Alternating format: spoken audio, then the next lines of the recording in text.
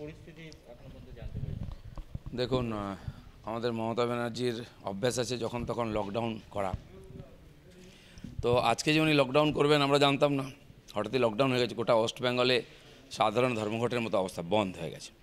কলকাতাকে সারা ভারত থেকে বিচ্ছিন্ন করে ফেলা হয়েছে। সমস্ত হাইওয়ের মোড়ে মোড়ে, রাস্তায় ঘাটে, কোথায় হলদিয়ার, কোথায় বর্ধমান, সেখানেও পর্যন্ত পুলিশ আটকাচ্ছে। এত ভয় পাওয়ার কী আছে? এমনি তো নবান্ন বন্ধ করে দিয়ে আপনারা চলে গেছেন, তারপরে কী ভাবছেন নবান্নকেও ভেঙে ফেলবে? এ ধরনের পুলিশি অত্যাচার, এই ধরনের প্রশাসনের ভয় বিজেপিকে আগে কোনোদিন দেখিনি আমরা। আমাদের যারা আসছেন, যা আসা উচিত তার 1/4 লোক আমরা নিয়ে আসছি।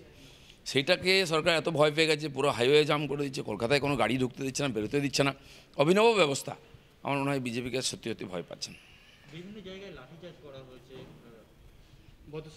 লাঠিচার্জ হয়েছে, যেভাবে 4-5 মিলে পুলিশ মিলে একজন কর্মীকে ধরে নিয়ে যাচ্ছেন, তুলে নিয়ে যাচ্ছেন, দেখে মনে হচ্ছে যে টেররিস্টদের সঙ্গে ওনারা লড়াই করছেন। টেররিস্ট এর সঙ্গে বাসা বাঁধে, যা ইচ্ছা করছে বম ফাটাচ্ছে, তাদের গায়ে হাত দিতে পারে না। বিজেপি কর্মীরা রাস্তায় নামলে তাদের উপরে রে করে লাঠি নিয়ে তেড়ে আসছেন, তাদের সঙ্গে অপরাধীর মতন ব্যবহার করছেন। এটা তো গণতন্ত্রে কী করে চলতে পারে? একটা সাধারণ রাজনৈতিক অভিযান আর শান্তিপূর্ণভাবে মিছিল করে নবান্নর কাছে গিয়ে দিদিমণির কাছে কয়েকটি প্রশ্ন করতে যাই, তাতে এত ভয় পাওয়ার কী আছে? ডানকুনিতেও মিছিল আটকানো হয়েছে, বাস ভাঙচুর করতে দেখা গেছে পুলিশকে। আমরা আগেই বলেছি, পুলিশ এখন ইউনিফর্ম পরা টিএমসির ক্যাডার হয়ে গেছে।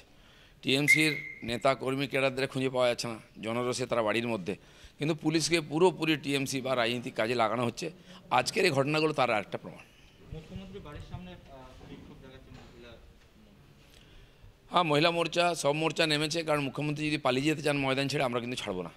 তাকে জবাব দিয়ে যেতে হবে যে দুর্নীতি হয়েছে, যে হিংসা হয়েছে, এতজন কর্মী খুন হয়েছে, মানুষ হাহাকার করছে, আমফানের টাকা, রেশনের চাল খাওয়া হয়েছে, তার দুর্নীতির সমস্ত জবাব দিতে হবে, পয়সা দিতে হবে। সকালবেলায় আমাদের কর্মীরা নবান্নতে উঠে পতাকাও লাগিয়ে দিয়েছেন বিজেপির, অ্যারেস্টও হয়েছেন তারা। সেই জন্য কালকেই তো অর্ধেক ম্যাচ আমরা জিতে গেছিলাম, বাকিটা আজকে খেলছি। আপনাকে যদি আটকানো হয়? আমাকে আটকালে আমি তো আছি, পুলিশের কাজ করবে। আমি তো মারামারি করতে যাচ্ছি না, আমি শান্তিপূর্ণভাবে আর মিছিল নিয়ে এগোবো। পুলিশ যদি আটকায় তো আমরা আমাদের কাজ করব, পুলিশের কাজ করবে। মিছিলে যদি যাওয়ার আগেই আটকে দেয় রাস্তা? আটকাতেই পারে, আমার জন্য মিছিল আটকাবে না। আজকে যুব মোর্চার মিছিল, যুব মোর্চার নেতারা নেতৃত্ব করছেন, তারা ময়দানে এসে গেছেন।